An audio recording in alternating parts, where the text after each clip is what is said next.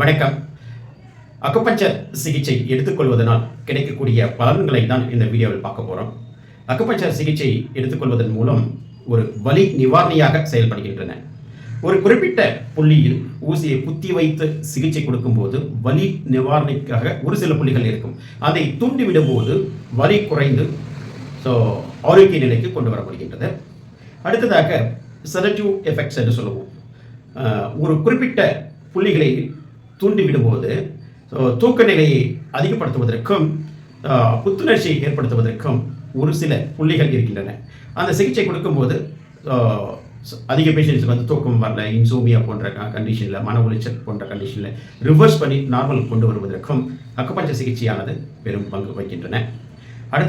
அடுத்ததாக ஹோமோஸ்டாட்டிக் எஃபெக்ட் என்று சொல்வோம். நம்மளுடைய உடலில் இருக்கக்கூடிய உள் உறுப்புகள் ஏற்றத்தாழ்வுகள் இருக்கும்போது தான் உயிராற்றலானது மாறுபாடு ஏற்படுகின்றன. அப்போ அந்த ஏற்றத்தாழ்வுகள் இருக்கக்கூடிய உள் உறுப்புகளின் செயல்பாடுகளை சமநிலைக்கு கொண்டு வருவதற்கு அக்குபஞ்சர் சிகிச்சையானது நல்ல பலனளிக்கின்றன. நோய் எதிர்ப்பாற்றலை அதிகப்படுத்துவதற்கும் நோய் எதிர்ப்பாற்றலை அதிகப்படுத்தக்கூடிய உள் உறுப்புகளின் செயல்பாடுகளை தூண்டுவதற்கும் அக்குபஞ்சர் சிகிச்சை நல்ல பலனளிக்கின்றன. சைக்காலஜிக்கல் எஃபெக்ட் என்று சொல்லுவோம். மன உளைச்சல் அதிகமாக இருந்தால் அந்த மன உளைச்சலை நீக்கி அமைதி நிலைக்கு கொண்டு வருவதற்கு அக்குபஞ்சர் சிகிச்சை நல்லா பலனளிக்கின்றது. மோட்டார் ரிகவரி எஃபெக்ட் என்று சொல்லுவோம்.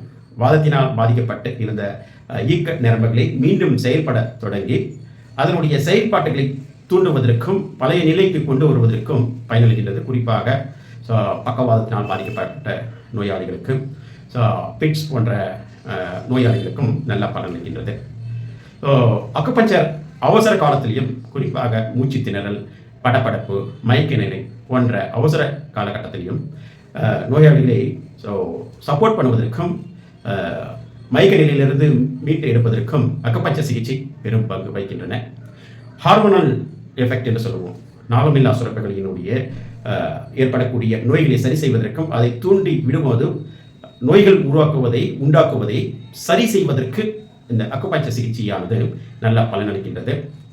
மேலும் நாள்பட்ட நோய்கள் பாதிக்கப்பட்டு உள்ளவர்களுக்கு நோய்களை தீர்ப்பதற்கும் ஒரு சில நோய்களுக்கு வந்து ஆப்ரேஷன் தேவைப்பட்டால் மற்ற நாடுகளில் அக்குபஞ்சர் சிகிச்சை அனஸ்தீசியாவாகவும் பயன்படுத்துகிறார்கள்.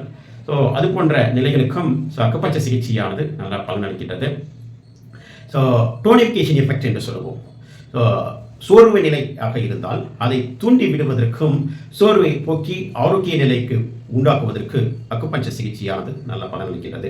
ஆகவே அக்குபஞ்சர் சிகிச்சை ஒரு சயின்டிஃபிக்காக பார்க்கும்போது நம்மளுடைய உடலுக்கு ஆரோக்கியத்தை கொடுப்பதற்கும் நோய்கள் வராமல் தடுத்துக் கொள்வதற்கும் நல்ல பலனளிக்கின்றது.